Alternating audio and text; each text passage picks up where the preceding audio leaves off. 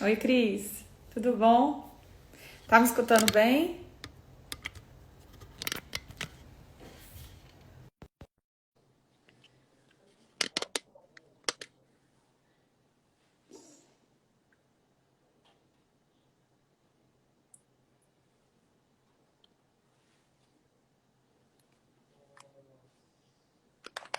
Oi. Esperando você entrar. E aí? Oi, tudo Tudo bom? bom? Como é que você tá? Tudo já. Tudo jóia, Sexta de tranquilo. trabalho, né? Achei que ia estar tranquilona essa hora, que nada. Correria pra conseguir chegar pra live, né? Mas deu tudo certo. Não, então, e aí assim, várias pessoas falando sobre esse assunto, né? E aí surgiu a oportunidade de falar aqui no grupo do Mulheres Inteligentes sobre climatério, porque o que eu vejo muito é que as mulheres acham assim, nossa, entrei na menopausa, morri, acabou a vida. Não sei se você tem muito essa experiência, assim, no consultório. Então, eu vejo isso também. Eu vejo pessoas super tranquilas que passam por isso numa boa, mas eu vejo algumas que entram numa fase que elas nem sabem muitas vezes o que está acontecendo, mas que se comportam dessa maneira, né? Como se assim, acabou, não tem mais nada para fazer, eu, né, envelheci mesmo, e, e é muito ruim, né? Isso. Nossa, e antes disso, né? Porque essa live fica gravada, eu queria que você se apresentasse, porque as meninas, algumas já me conhecem, também estou esperando o pessoal entrar. A gente sabe que sexta às vezes é um pouquinho mais difícil, ainda mais que o pessoal voltou a trabalhar. Mas que você contasse um pouco, eu sempre pergunto, por que que você decidiu ser endocrinologista, especialidade tão difícil? Então, eu sou endocrinologista, né? Eu optei pela área clínica porque eu sempre gostei muito desse contato com as pessoas. Na verdade, eu entrei na medicina para fazer cirurgia, mas aí depois eu descobri que eu gostava mesmo era do contato com os pacientes. Aham. E dentro da endócrino, eu acho que a escolha foi pela possibilidade da gente conseguir enxergar o paciente como um todo, da gente não fragmentar tanto o paciente como muitas especialidades acabam acontecendo, porque você fica focado muito num único sistema. E Uhum. como a endocrinologia, você vê todas as áreas que o hormônio interfere com tudo, né? Então, foi a minha opção para poder ter essa abrangência grande. E endócrino não é difícil, endócrino é lindo, porque tudo se resume ao hormônio. É verdade, isso é fato. E aí, assim, o mais difícil é porque você consegue manejar, tipo, todos os órgãos, né? Todas as glândulas. E o quanto é Isso. importante. Às vezes eu falo com as pacientes, falo, olha, nós recebemos muito, né, umas dosagens hormonais aí estranhas, que a gente não sabe nem o que fazer. E aí, na verdade, eu falo que a endocrinologia é uma especialidade que ela é de resgate ou de muito prejuízo para quem não sabe fazer, né? Que é esse manejo hormonal. Bom, mas aí que eu tava te falando, né? Eu acho legal a gente definir menopausa para as meninas que vão assistir ou que estão assistindo, né? Falando que a menopausa é o período que eu brinco que os ovários se aposentam, né? Eu falo que eles começam a trabalhar, a mulher ela sofre prejuízo de quando ela nasce. Eu brinco com as alunas, né? Começo a dar aula e eu falo, olha, lá na sua vida gestacional você tinha X de reserva ovariana. Quando nasce já tem aquele prejuízo. E aí a menopausa nada mais é que a falência ovariana, os ovários param de funcionar e para nós, do ponto de vista medicina, é um marco, né? Um ano sem menstruação. Mas antes disso, a gente tem que falar do climatério. Eu queria que você desse aí o seu depoimento das queixas que você vê das mulheres que estão nesse período aí do climatério que antecede a menopausa e é onde começam realmente as queixas femininas. Então, essa questão, nós, né, mulheres, a gente vai passando por vários marcos, que é bem diferente do que acontece no mundo masculino. E a gente sabe que isso vem já, acho que da criação, essa ideia de que, olha, vai chegar um momento que você, né, vai entrar na menopausa, que os seus hormônios vão acabar. Mas, igual você falou, começa antes. A gente sabe que esse envelhecimento do ovário começa já ali em torno dos 42, 43 anos, você começa a ter uma resposta do ovário mais lenta do que seria o habitual. Então, muitas vezes também, eu acho que esse assunto não é muito bem abordado, né, na vida das mulheres. E aí você começa a ter alterações de fluxo menstrual, atrasos menstruais e alteração de humor, e você não entende nada do que está acontecendo, né? E muitas das vezes isso é tratado assim, não tem problema, é só, né, é uma fase, isso é assim mesmo. E a gente sabe que não precisa ser só uma fase. Então, a gente começa a ter queda aí da resposta do ovário, o estrógeno já não faz picos como antigamente, nós não temos nem todo o ciclo ovulação, então falta progesterona em alguns meses, e aí você tem essa sintomatologia da falta da progesterona. E isso vai se misturando também com o próprio envelhecimento comum, né, do organismo, dos outros órgãos, dos outros tecidos. É interessante falar isso, porque eu recebi uma paciente esses dias, a mãe de uma aluna de medicina, e ela falou assim: doutor, eu fui no médico, que foi meu obstetra, muito famoso, muito bom, e de fato ele é maravilhoso. Mas ele falou assim: olha, você tá na menopausa, aceita que dói menos, é assim mesmo, entendeu? Vai focar em outras coisas. E aí, quando ela me falou isso, eu falei: meu Deus, a mulher tá com 50 anos, super bonita, super produtiva, com o marido em casa, né, que exige ali a vida sexual ativa, e também não tem que partir só do marido, a mulher tem que querer isso, né? Uma queixa que eu vejo muito aí no climatério é a queda de libido, que não vem só da parte hormonal, vem da questão física, vem da falta de autoestima que vai evoluindo ali ao longo do tempo com o envelhecimento. Então, eu falei para ela: nada disso, a gente precisa estabelecer uma estratégia aí para passar por esse período com elegância. Então, e principalmente saber que os sintomas eles têm que ser muito individualizados. Então, tem paciente que vai passar pelo climatério e pela menopausa sem nenhum sintoma. Tem outras que só vão ter secura vaginal, outras que só vão ter calorão. Tem aquelas que o organismo lê o livro direitinho, elas apresentam tudo, parece a cartilha do climatério, né? Então, assim, existe solução para tudo. Eu tô vendo que tem a Beth aqui, que é do nosso grupo lá do Bela Star, que tá participando. Viu, meninas? Aqui, se o assunto interessa vocês, se tem alguma amiga que vocês querem encaminhar, tem um aviãozinho aí embaixo na tela aqui, que você pode encaminhar a nossa live ou fazer perguntas. Só vou pedir para vocês deixarem as perguntas na caixa de texto, porque senão nós vamos perdendo, né, ao longo dos comentários. E nós falamos muito sobre isso, não é porque a mulher tá aí numa década nova, eu falo, é uma nova estação, que ela precisa aceitar os sintomas. Eu vou te perguntar uma coisa: eu tenho muita queixa de baixa libido das pacientes entre 30 e 40. Não só das pacientes no climatério, né? Então, a gente vê que se é uma queixa constante, tem a parte hormonal? Tem, mas tem a parte também, né, de autoestima, como eu estava falando. Para você, no seu consultório, qual é a principal queixa da menopausa e do climatério que as pacientes têm? Eu acho que a falta de libido, a queda da libido é realmente uma queixa muito importante. E a outra que eu vejo com muita frequência é o cansaço, uma astenia, que geralmente elas colocam, que vem muito também da questão sono, né? Porque também a gente sabe que é uma fase que o sono é muito atrapalhado.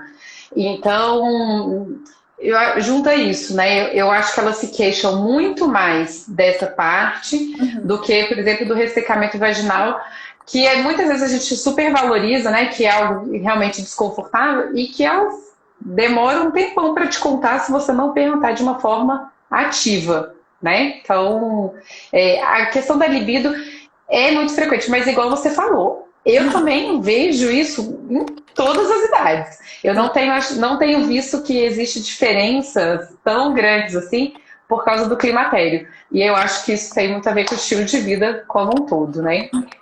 Não, e é interessante porque, assim, elas chegam e é assim: o filho tá usando droga, é porque tá na menopausa. O marido tá brigando, é porque tá na menopausa. Ela bateu o carro, é porque tá na menopausa.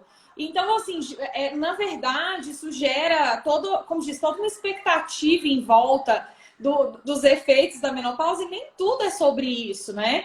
Então, por exemplo, eu vejo muito, a gente precisa falar, paciente que pratica atividade física regular, né? Aquela paciente que ela tá no peso adequado, que ela se alimenta bem, ela sente menos os sintomas da menopausa, né? Como o título da nossa live é esse, o que acontece na menopausa, eu acho que a gente pode resumir assim.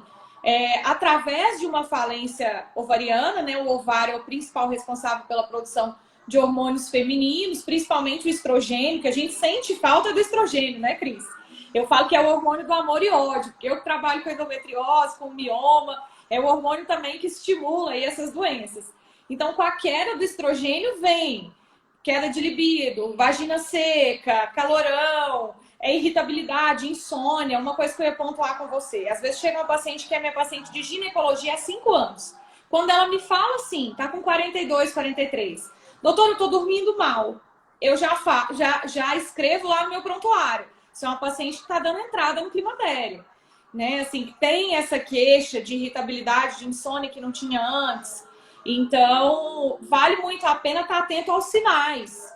Porque nem sempre a menopausa vai se resumir ao calorão, né? As mulheres têm muito essa ligação. Ah, não, doutora, mas eu não tô na menopausa, não tô sentindo calorão. O que você acha, assim, dessa parte? Eu acho que é isso mesmo. Não, o fogacho, o calor, não é presente para todo mundo. E eu acho que a alteração do sono é muito mais frequente, muito mais comum de acontecer. Um sono interrompido, né? Nem sempre é aquele acordar e despertar e ficar acordado a noite inteira, mas é um sono que é interrompido com mais frequência. E isso vai acarretar várias das outras queixas, que é do cansaço, da astenia, da dificuldade de perder peso, que também acaba acontecendo, da questão do ganho, né, de gordura abdominal, que elas também reclamam bastante, que costuma acontecer. Então, eu acho que é muito sutil mesmo. E quando a gente consegue pegar isso cedo, você acompanha ali a paciente por 3, 4 anos, ainda com dosagens hormonais, né, normais, mas você sabe que aquilo é o período já do climatério, porque tem uma clínica para isso. E eu acho que isso é pouco explorado mesmo. As pessoas esperam que aconteçam os fogachos, que você esteja totalmente sem menstruar, para poder falar e começar a pensar em tratar desse assunto. Como que você faz, né? Eu tô adorando, assim, esse nosso encontro, né, para quem não sabe, das meninas aí, eu tinha muita carência de um endócrino que eu pudesse dividir minhas pacientes e resgatar algumas pacientes, né, Cris, de tratamentos errados, principalmente hormonais. Agora eu tô tendo esse privilégio aí de dividir algumas pacientes com você, alguns desafios. Então, assim, eu começo, de fato, o meu rastreamento mais ligado à infertilidade aos 30 anos, né, fazendo um rastreamento de fertilidade para as minhas pacientes, muitas que são médicas, que às vezes deixam para ser mãe mais tarde. E aí o FSH é um hormônio, né, diretamente, que a gente relaciona diretamente aí com a entrada na menopausa, né? Eu uso o FSH para ver a saúde ali do ovário. Então eu acabo pedindo aos 30, de 30 em diante, pensando nessa questão da fertilidade. Mas para questões relacionadas à menopausa, você pede de rotina, por exemplo, o paciente chegou no seu consultório com 40 anos, você pede um FSH, ou só se ela apresentar sintomas? Não, eu não peço, porque eu acho que a gente pode ir pela clínica, que vai ser muito mais fidedigna, porque a gente pode pegar ali uma alteração de hormônio que acontece por um ciclo, talvez, anovulatório, que pode ocorrer, e as taxas do hormônio que vai variando ao longo dos meses, né? Então, dos dias do ciclo. Então, assim, eu acho que a gente pode se guiar muito fácil pela clínica. Claro que tem a questão do uso de anticoncepcional. Hoje em dia, muitas mulheres nessa faixa etária estão usando DIU, né, que não tem ciclo menstrual mais, então não tem mais regularidade menstrual. Mas eu acredito que a gente consegue guiar bem pela parte clínica. E aí, ali, depois dos 45, 46, se tiver mais queixas, eu costumo avaliar para ver, realmente só para confirmar, né? E uma coisa legal, né? Pelo menos o congresso nosso de climatério fala muito que a paciente, já entrando nessa questão dos recursos, né? Porque senão a gente fica falando mal aqui do climatério e não fala das soluções. para passar as suas perguntas. Então, eu sempre falo, a paciente, às vezes, ela chega para mim e fala, doutora, eu quero fazer reposição hormonal porque eu li na internet que na menopausa a gente tem queda de massa óssea, tem aumento do colesterol ruim, e então eu quero fazer reposição hormonal para melhorar isso. E nós sabemos que a reposição ela é diretamente proporcional, indicada, individualizada, que tem que ser, né, para cada caso, fazendo toda uma anamnese da paciente, vendo o que ela tem de fator de risco, né, se essa paciente tem histórico familiar, histórico pessoal de doenças que vão indicar qual a terapêutica que a gente vai fazer. Então, só fazer o tratamento para pacientes que têm sintomas, você concorda, né? Concordo. Eu acho que a gente precisa primeiro pensar nisso, né? O que eu costumo falar para as pacientes é que a gente não está tratando uma doença, a gente está tratando uma fase da vida, né? Então, a gente precisa realmente ter um motivo para tratar, ter benefícios nesse tratamento. Não adianta só a gente querer olhar um exame, ver lá no papel que tem uma alteração e tratar essa alteração aí. Eu acho que isso não fica bom, né? A gente precisa realmente. Porque para saber se está valendo a pena ou não, a paciente vai ter que me falar se ela melhorou clinicamente ou não. O papel vai continuar alterado para sempre, né? Exato. E aí, uma coisa que eu ia te perguntar, né? Você indica reposição hormonal, assim, a priori, se a paciente não tiver nenhuma contraindicação? Queria que você falasse as suas contraindicações que você vê. Ou você acredita em fitoterápico? Eu costumo falar para a paciente para ela começar a atividade física e mudar a alimentação, a depender da paciente, para ver se isso já melhora. Então, queria saber um pouquinho do que você faz. É claro que eu falo que climatério dá pra gente fazer várias lives, né? Uma falando de cada sintoma. Mas como que é seu fluxograma de consultório? Então, eu costumo primeiro contar para elas o que está acontecendo, quais são as realidades que nós temos em termos de estudo, trabalho científico, os benefícios, porque esse é um assunto que é muito cheio de mitos e de informações antigas, né? E a gente tem alguns trabalhos antigos que falavam muito mal da reposição, que se colocavam muito contra, e que isso tem mudado. Então, eu costumo primeiro trazer assim, olha, o que nós temos, o que nós sabemos é isso, né? Então, eu sou muito a favor da reposição hormonal. Eu acho que as mulheres que não têm contraindicação para o uso, elas são pessoas realmente que merecem, pelo menos, avaliar o uso, né? Experimentar, ver se vai ter benefício. Claro que com sintomas, né? A gente precisa saber quais são os sintomas que essas mulheres estão passando. Então, a gente tem informações de aula de segurança, a gente teve grandes avanços e melhorias na qualidade dos hormônios utilizados. Muitos dos trabalhos antigos usam hormônios de qualidade que hoje a gente não utiliza mais, né? Então, assim, você vai ter benefícios tanto dos sintomas, quanto a gente tem grandes benefícios para a saúde cardiometabólica, para a questão de diabetes, que essas alterações que estão também associadas à menopausa e que não são sintomáticas, né? Então, o colesterol costuma subir muito nessa faixa etária, a glicose costuma ter uma certa tendência também de subir, principalmente nas pacientes que têm um histórico familiar para diabetes. Uma pergunta que sempre fizeram para mim é a osteoporose, né? A osteoporose está muito relacionada com a perda do estrogênio, então a gente perde qualidade de massa óssea. Então, a reposição vai trazer esses outros benefícios também, né? Além do tratamento dos sintomas, a gente tem esses benefícios de saúde.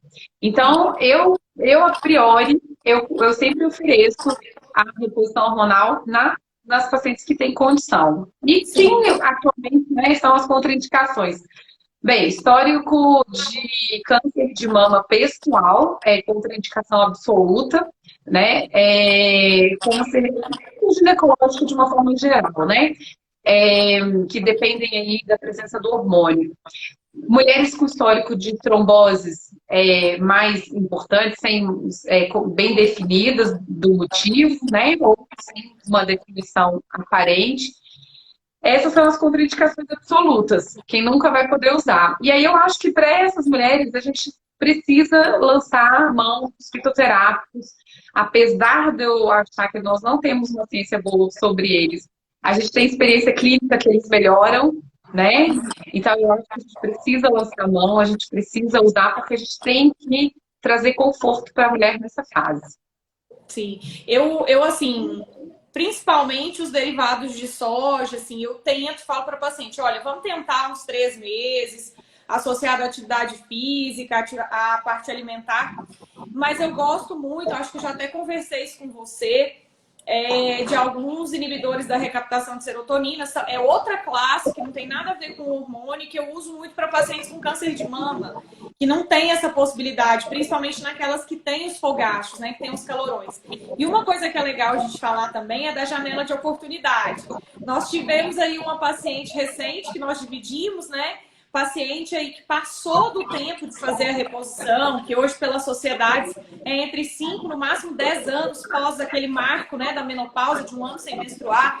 E aí a paciente chega aos 68 anos, ela já fez reposição, se sentiu bem na época e depois quer voltar com essa reposição.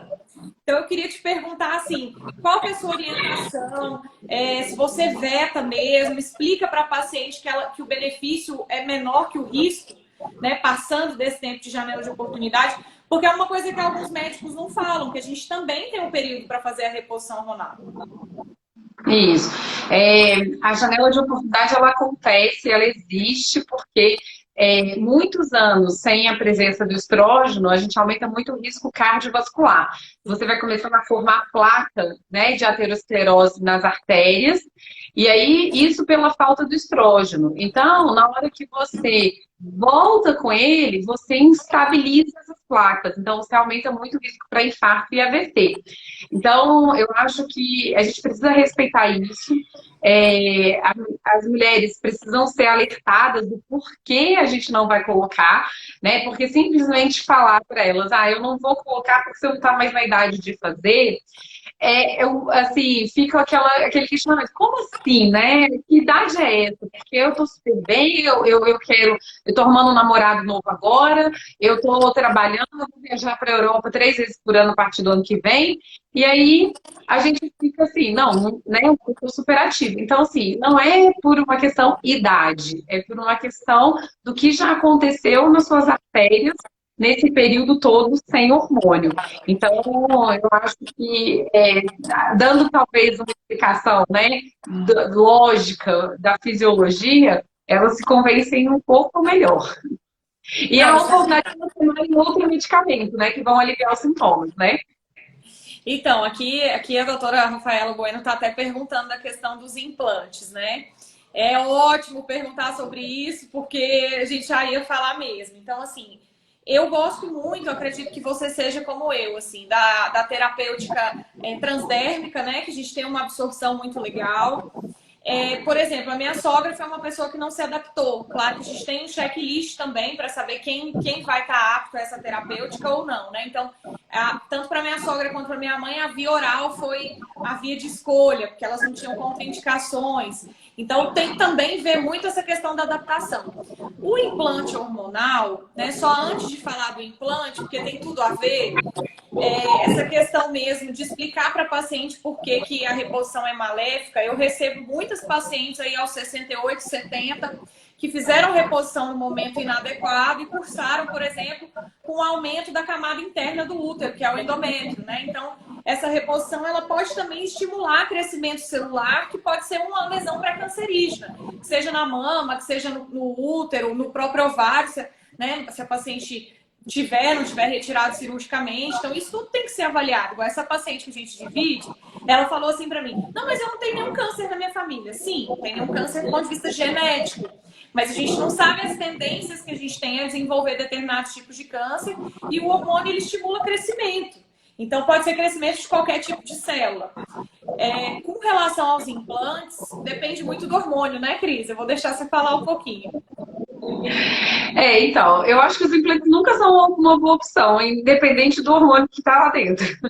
Porque a gente coloca, um procedimento invasivo, né? Claro que é um procedimento simples e tudo, mas se a gente tem alguma complicação, se a gente tem alguma alteração laboratorial, alguma intolerância, a retirada desse implante é muito mais complicada, né? Então, por que usar assim se a gente tem a via transdérmica, que é super tranquila, segura, deu errado, suspende no dia seguinte, não tem mais nada, né, de hormônio circulando. Então, eu acho que não tem uma justificativa plausível para falar que é melhor do que o que a gente tem de hormônios transdérmicos e orais, né? Porque eles usam a mesma coisa, né? Não vai mudar muito. Isso quando eles estão ali dentro dos hormônios lícitos, né? Que a Autorizados. gente, né? Estrógeno e progesterona. E não quando eles começam a inventar o implante junto com androgênios, né? Que hoje a gente nem pode falar apenas da testosterona, porque tem um monte de outros nomes aí para esses androgênios que não existe recomendação de uso, não existe perfil de segurança e a gente não sabe ainda lidar muito bem com essas informações. Acho que precisamos aprender, mas ainda não temos. O ponto é assim, que eu falo para as minhas pacientes, eu não trabalho com camundongos, né? A gente não está no laboratório. Então eu vejo muita gente que não tem formação, né? Vamos lembrar aqui que a gente está conversando com entre duas pessoas que fizeram residência médica, né? Que depois da faculdade de medicina nós nos candidatamos aí a um período que é de muito estudo, pouco ganho, para poder saber mais uma determinada área da medicina. Então, eu falo isso com os alunos. Eu não fiz um curso de final de semana. Que eu fui lá no final de semana e o restante do tempo eu estava, né, trabalhando como clínica. Então, o ponto é, os implantes de testosterona, gestrinona, né, vamos falar assim, que são chips da beleza, que estão muito aí em voga, né? Às vezes a paciente ela chega para o médico que é ortomolecular, da medicina do esporte, né? Assim, outras especialidades, ou mesmo, né, que fez pós de endocrinologia, que é uma coisa muito comum, e ela fala assim, doutor, eu tô com muito desânimo, porque eu tô muito, eu não gosto mais do meu marido. Não, vou te passar aqui um hormônio masculino e sua vida vai melhorar.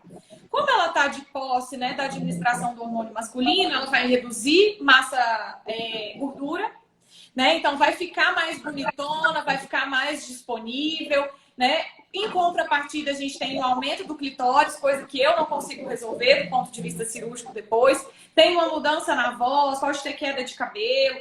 E aí, assim, o ponto é, cientificamente, eu não sei qual o efeito desse hormônio, que não é feminino, é masculino, no organismo da mulher. Principalmente a mulher na menopausa. Então, eu brinco com os pacientes, se fosse 100% seguro, eu já estava usando, porque é muito maravilhoso. Como não é e eu quero viver muitos anos, realmente eu não indico. E foi outra coisa legal também que a gente concorda, né, Cris? Isso, porque é isso, né? Eu acho também que deve ser muito bom, que deve ser maravilhoso, mas a gente não sabe, né? Então, assim, eu costumo falar para os pacientes que a gente está se jogando, né, num precipício escuro e sem saber se lá embaixo a coisa é boa ou ruim, né? Ou se a gente vai sobreviver ou não à queda. Então, é muito delicado isso, porque tem estudos, tem sociedades que se interessam muito pelo assunto, que querem buscar uma solução, porque tem mulheres que respondem, né? Hoje a gente tem um diagnóstico da alteração do desejo sexual, que Sim. parece que a testosterona tem uma boa indicação, mas ainda não temos, né, produtos feitos nas doses necessárias. A gente não sabe de que forma que é a absorção da testosterona pelo corpo feminino. A gente não tem estudo de segurança cardiovascular. Então, o que eu vejo muitas vezes é um contrassenso, porque muita gente não quer fazer uma reposição de menopausa, né, tradicional por medo de câncer e fala assim, não, porque dá câncer, porque eu tenho medo, mas a testosterona eu topo. E aí, a gente se topa por quê, né?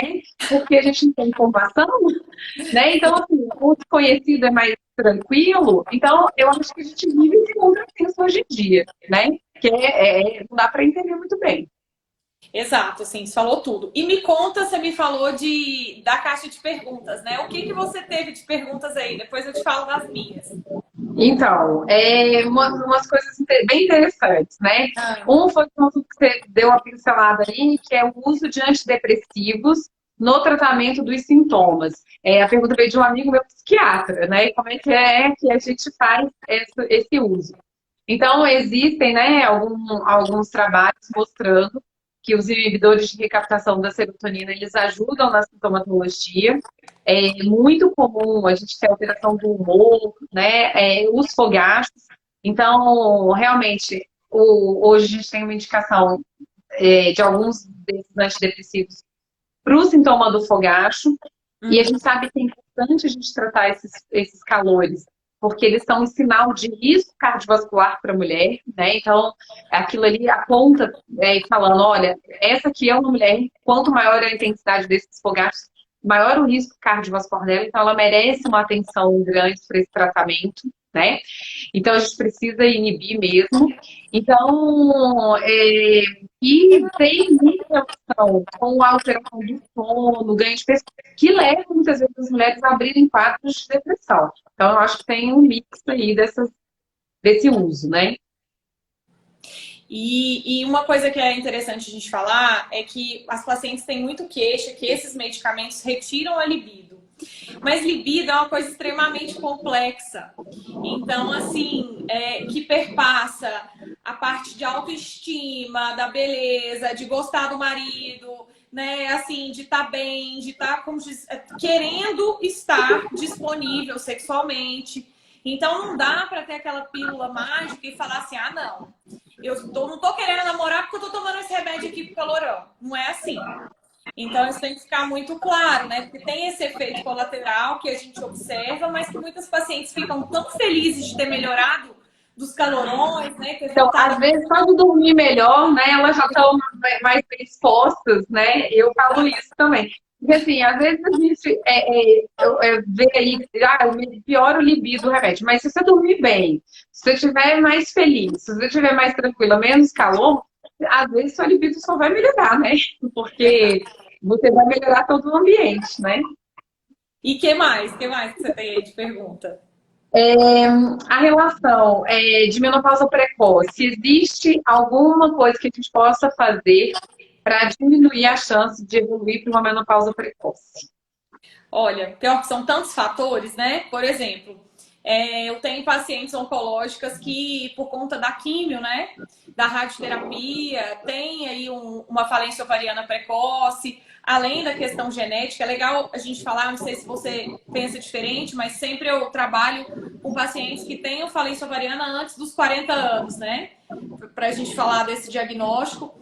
E também, assim, tem os fatores genéticos que a gente não pode negar, algumas medicações, né? Enfim. Mas do ponto de vista, vamos supor que nada disso aconteça, né? O que a paciente pode fazer?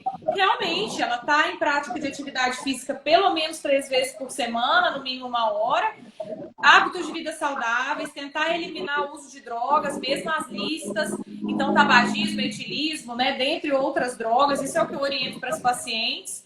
E praticar hábitos de vida saudáveis. Porque, por exemplo, nós médicas, tudo bem, eu faço atividade física todo dia, eu sou magra, como bem, mas eu trabalho 12 horas por dia, né? 18 horas por dia. Eu tenho fatores de estresse constantes. Isso tudo interfere, tanto que eu tive uma amiga agora, aos 33, é uma amiga que dá muito plantão, ela é obstetra, e assim, fomos avaliar a reserva ovariana, uma reserva ovariana abaixo, inesperadamente. E qual que seria o fator? Será que é uma doença autoimune? Não, o principal fator é estresse, né, que acaba interferindo. É isso, é estilo de vida, né? Estilo de vida saudável vai desde a prevenção aí do ganho de peso, prevenção para diabetes, doenças cardíacas, né? E também das doenças autoimunes, porque até mesmo a falência ovariana precoce por autoimunidade, você pode ter essa questão dos fatores do estilo de vida serem o gatilho para essa autoimunidade acontecer. Então, o recado de vida, né? Não dá para a gente querer ser super saudável 100% do tempo se a gente não escolher o estilo de vida saudável, né? E aí, ligada a essa questão da medicação, me perguntaram também sobre o uso de iodoterapia, que a gente usa para o tratamento de doenças tiroidianas e falência ovariana precoce. não tem uma relação igual acontece com quimioterapia, né? Alguns tipos de quimioterápicos têm um tropismo pelo ovário mais importante e com lesão desses ovários mais frequentemente. O iodo não tem uma ligação muito forte, tanto é que mulheres em idade fértil que fazem iodo, a gente pede para não engravidar ali só no primeiro ano, por questões de divisão celular, mas não costuma levar à falência ovariana. Ó, eu espirrando aqui, gente, não é Covid, tá? Amém. Então, e uma coisa também que é interessante que eu ia te perguntar é das atletas. Eu tive uma pergunta sobre isso de uma aluna que é triatleta. Ela, olha, a gente sabe que tem as pacientes que por excesso de atividade física acabam entrando em amenorreia, né? Ficam sem menstruar. Essas pacientes têm a menopausa adiada. E outra pergunta também que eu queria fazer para você, que eu respondo muito no consultório, é se as pacientes que usam anticoncepcional a vida toda, elas adoram perguntar isso, se elas adiam a menopausa, tipo um banco de óvulos porque eu não estou ovulando. Então, em relação às atletas, não é uma menopausa, né, que você faz. Na verdade, você perde o estímulo do FSH e do LH, que eles ficam suprimidos por excesso de treino, pelo estresse, né, que isso gera no organismo. A gente tem também a questão de mulheres atletas serem muito magras, então elas têm um percentual de gordura muito baixo, e isso piora a resposta do estímulo para o funcionamento ovariano. Então, a questão toda vai ser da hipófise. Lá em cima é que é o problema, né? O ovário está lá bonitinho, ele responderia se ele tivesse um estímulo para isso. Então, e você aumenta os níveis de prolactina pelo estresse físico. Então, por isso que as mulheres param de menstruar, né? As mulheres, a síndrome da mulher atleta, né? Que a gente coloca. Então, pode acontecer, isso não preserva, assim como o anticoncepcional, né? Não preserva a função do ovário, né? Ele não te dá esse banco de óvulos. E também a gente tem a questão do overtraining, né? Você vai começar a ter uma descompensação da hipófise no estímulo para vários hormônios quando você tem um excesso de treino e uma falta de nutrição adequada. Uma pergunta também que vale a pena a gente fazer, eu tenho algumas pacientes trans, né? Mulheres que escolheram ser homens, né? Geralmente eles já chegam para mim tendo retirado mama, né? Tendo sido mastectomizados, já com a mudança do nome para retirar o útero e ovários. E com certeza já passaram por um endócrino, já tem a modulação hormonal masculina. Aí, inclusive, um paciente que me mandou essa pergunta, né? Para os trans que escolheram ser homens, assim, como é que fica essa questão do ponto de vista endocrinológico? Eles vão sentir os sintomas da menopausa também, se tiverem os ovários? Se você tem experiência, o que você faz? Tem algum perfil de bloqueio hormonal que a gente pode fazer?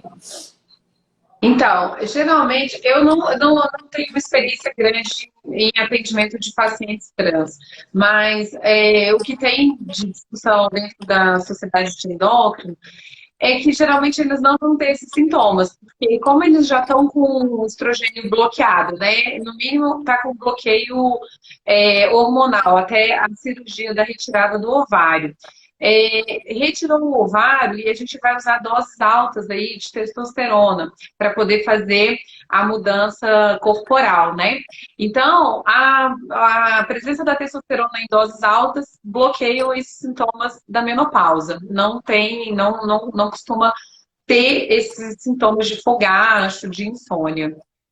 Então, e aí eu estava pensando, quando a paciente chega para você, né, com um chip hormonal, você pede para ela retirar o chip e começa um tratamento do zero, que geralmente eu faço isso, né?